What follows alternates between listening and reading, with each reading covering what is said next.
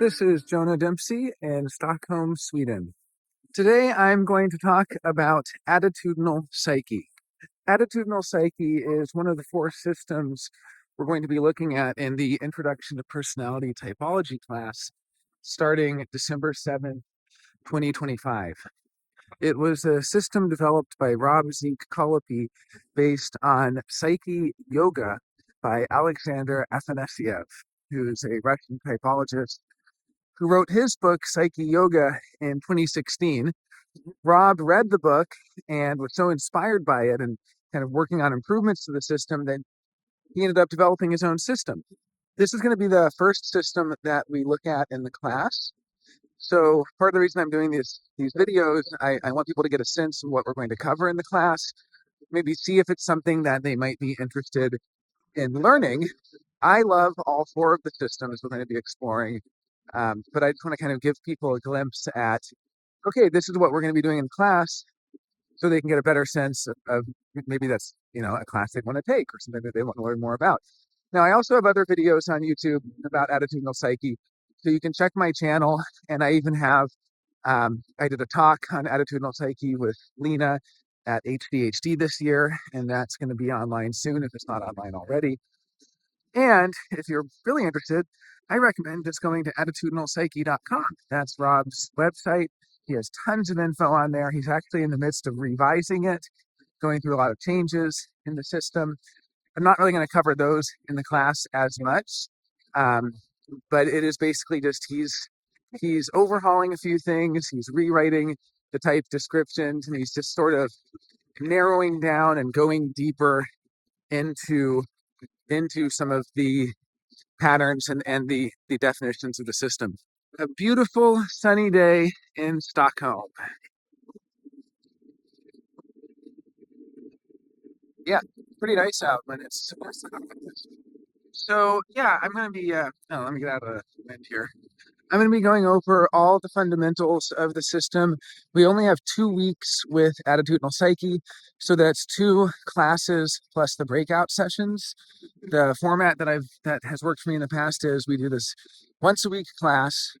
We have about an hour lecture, really 50 minutes. That's about the length of time that the human attention span, that the normal attention span can focus without getting distracted and things like that. So we have just shy of an hour of a lecture. Then we have a 10-minute break. Then we have an hour session for discussion, Q&A, and sort of continued exploration. Then we have 1 to 2 breakout sessions, study groups, kind of extra sessions, and those are on different days. And that gives you a few days to process. And for people who couldn't make the class, they can watch the recording. And then maybe, we're having class on Sunday. Maybe we have the first session Tuesday and the second Friday, or, something like that, or Thursday. And we'll kind of make sure to pick times that work for people. We won't do 2 every week, but it's sort of just as needed. My goal is really for each and every student to learn. And so depending on time zones, depending on all sorts of things, we sort of adjust as needed. One of the things you'll see when we go into attitudinal psyche, I happen to have flexible volition, and volition has to do with, among other things, planning. And so I'm very flexible when it comes to planning, where I sort of just make sure we have the ability to adjust the plan or the schedule as needed to reach our goals. But yeah, so I just want to talk today a little bit about attitudinal psyche, give people a sense of what we'll be going into. So we only have 2 weeks. So the first week, we're going to be covering the basic model. And the basic model is that there are 4 aspects of the psyche: emotion, logic, volition, and physics, also called foundation. And then there are 4 slots. And the first slot is where we're very confident. The second slot is where we're flexible. I was mentioning I have second slot volition, very flexible volition. The third slot is where we're insecure. And the fourth slot is where we're unbothered, or where we outsource things. And it's sort of where we rely on others to tell us or show us or things like that. So basically, everyone has an aspect of themselves that's very confident. Like everyone, even if you feel like you're not a very confident person, part of you might be very confident about that. You might have very confident logic, and your confident logic is making you feel like you're not very confident in anything you say, because logic is always looking for how it might not be true, or it could be a deception or a trick.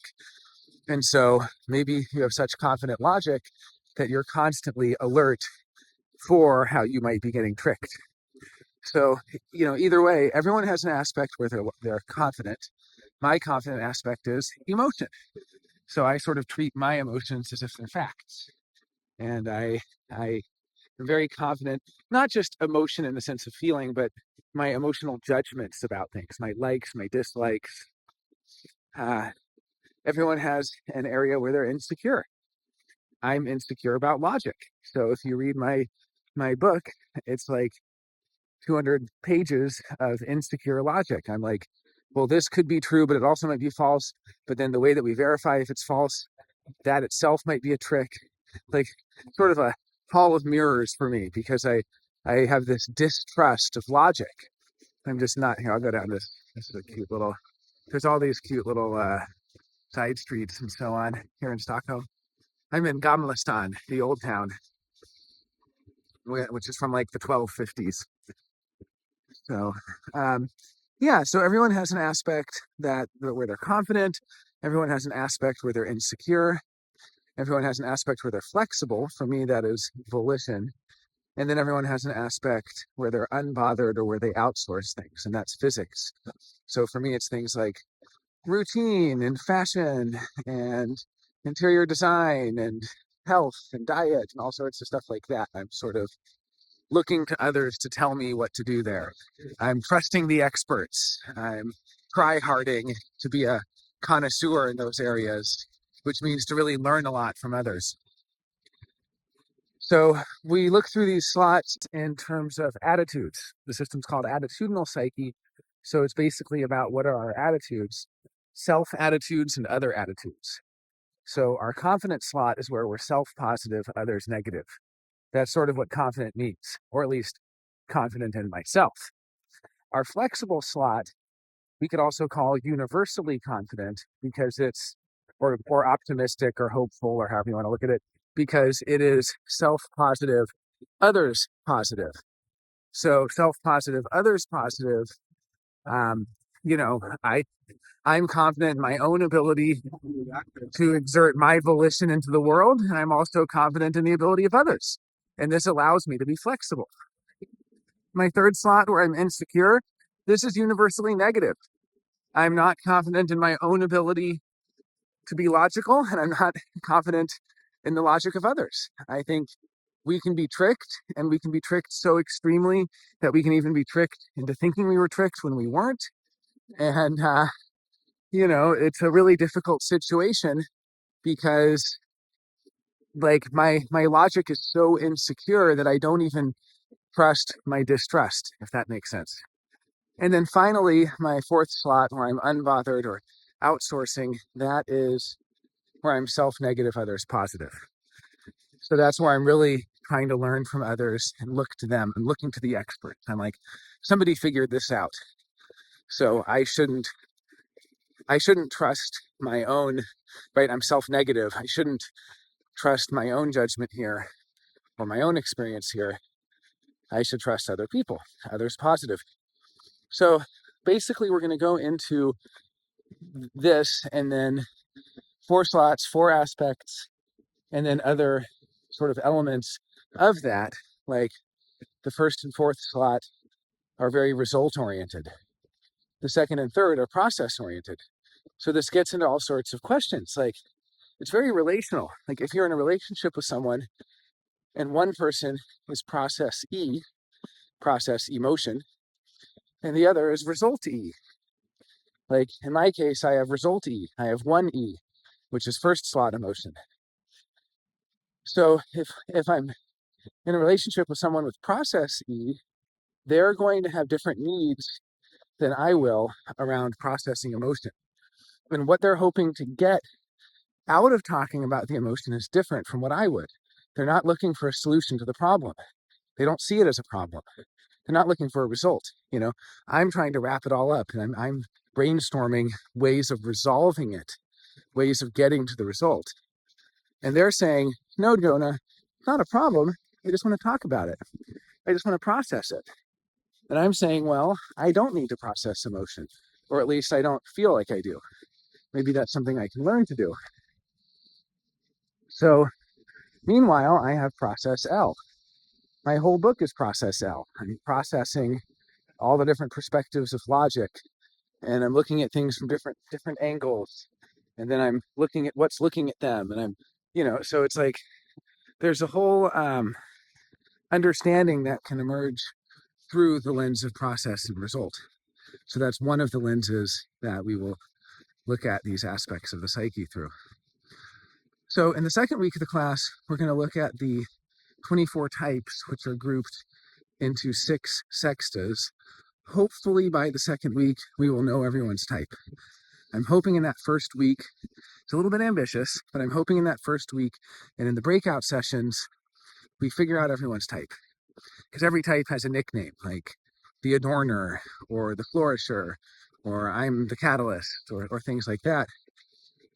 And hopefully in that first week, you will figure out which of the 24 types you are, and then that will also position you in one of 6 groups called sexta, because sexta is like a group of 6, right? So there's these 6 sextas, these 6 divisions, 6 groups of 4, making 24 total types. And the sextas themselves tell a story and are sort of a cross-reference to make sure we arrived at the right type for you, because the sextas, they're almost like roles or something. Like I'm in the very first sexta, which has to do with the taboo, actually making light of taboo, like bringing taboo subjects, at least my particular type within that, because there's 4 types in each sexta, so they each have slightly different roles within that sexta. But me as a catalyst, I'm kind of there in the chaos, on the edge of society, in the outskirts, not really in the middle of it, and dealing with a lot of chaos and bringing in the new and the chaotic new, and bringing in the taboo and the underground, and being able to talk about taboo subjects in a lighthearted way that makes them accessible, and being able to sort of be okay with all of this. And so that first sexta is very much dealing with all this chaos as you sort of, and being sort of on the outskirts of society. As you move through the sextas, by the time you get to the third and fourth sexta, you're like right in the middle of town. By the time you get to the 5th sexta, it's like understanding history and academia. And by the time you get to the 6th sexta, it's almost that white picket fence, sort of not wanting to deal with struggle and not wanting to deal with drama and chaos. It's like we've instilled order and we're getting ready for the next cycle. So there's this whole cycle from chaos to order, and from the outskirts of society to building society, right? I wonder what sexta this guy's in. No, I'm joking. Yeah. This would be, he looks, I bet he's like the 3rd sexta. The 3rd sexta is sort of in the midst of it, gossiping, reading the magazines, keeping up with all of the what's going on in the village, sort of in the middle of the village. So you can start to see like a lot of scholars are in the 5th sexta, and a lot of artists might be in the 6th sexta, or things like that. So there's different ways of looking at that. So in week 2, hopefully we've already figured out everyone's type, and we're able to jump into sexta and sort of position people. And then the other thing we're going to touch on in week 2, we don't have time to go into it extensively, but I want to at least give people some tools in this regard, will be subtypes. Because, there's 4 slots, and each slot can have a subtype, either 1, 2, 3, or 4, basically being like wired. Like for instance, I have the 1-1 subtype. My first slot is wired to itself. That is the depth subtype. So 1-1 can sort of go into any of the other subtypes, and it's very meta, and it's very self-referential, and it sort of is constantly realizing how it's showing up in a very meta, self-referential way. The indicator is constantly re-entering its own indicational space, to say it in a more technical way.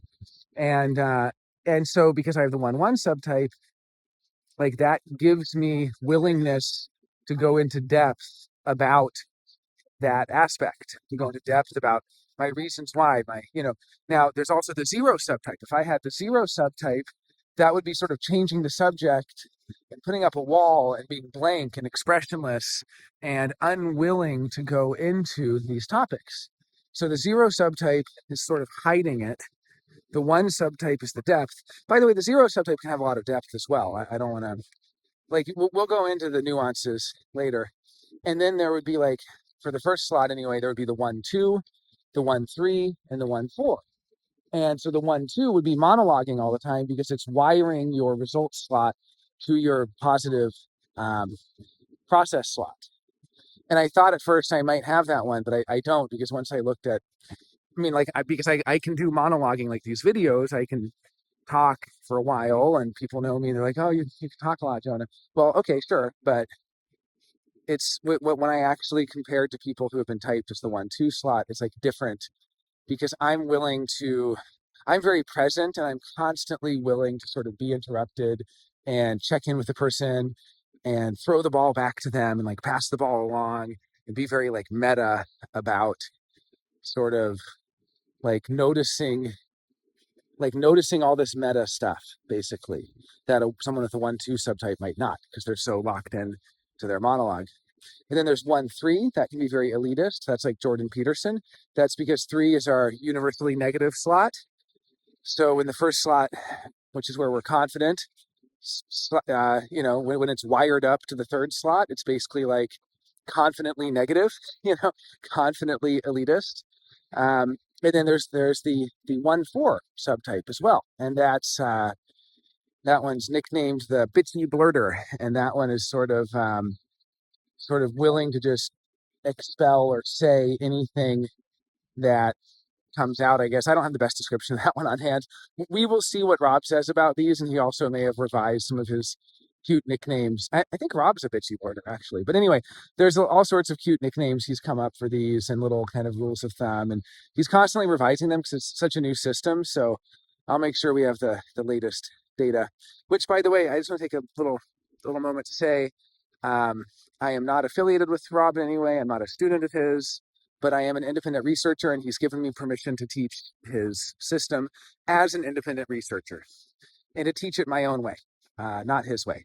So I will be referencing what he said a lot, but I also obviously don't want to plagiarize him, and I have my own understandings of things, and I'll be sort of putting it in my own words as well, when possible. But of course, I will be referencing his system terms. But anyway, just a little side note there.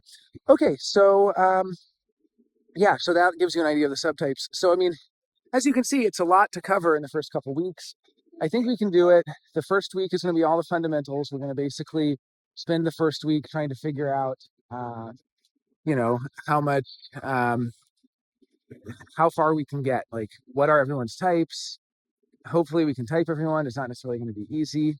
But yeah, we want to get as type as many people as possible, hopefully everyone. And then by the second week, we'll be able to go in to some of the subtypes. I don't know that we're going to figure out everyone's subtypes, but I'm at least going to arm you with the patterns and the info that you can continue exploring it, and you can hopefully figure out subtypes for yourself and others. So yeah, that's the first couple weeks of the class. 2 weeks attitudinal psyche, and then in week 3 we jump into Enneagram. It's a little bit of a crash course, as you can hear as I'm going through it. It's kind of like, are we really going to go through all 4 of these systems? But I wanted to do it this way because I still stand by that decision, because I think this is going to give people a survey of all 4 systems that I'm really deeply studying now. And yeah, if you want to go deeper into it, I'll be doing another 10 or 12 week class on attitudinal psyche, probably in spring 2026 or summer 2026.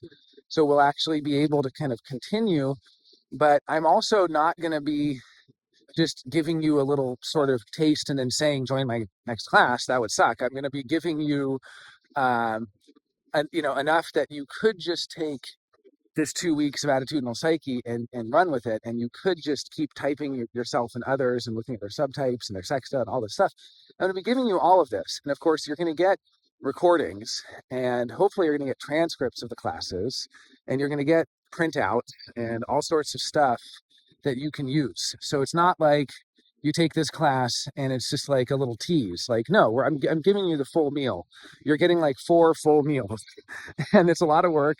But the other thing is, you're going to get the recordings. So if you aren't able to make it to a class, you can watch the recordings, or you'll have them forever. So you could always return to it 6 months later and like go back into it. So anyway, I feel pretty good about it. I was a little bit nervous about not really knowing how to teach all 4 systems, how to structure it, but I went through the curriculum. I'm pretty happy with the curriculum. It's on the website now. And so, yeah, you can check out the website. You can see the schedule, the curriculum, and I think it's pretty solid class. And I hope you will join me in December. Thanks for watching.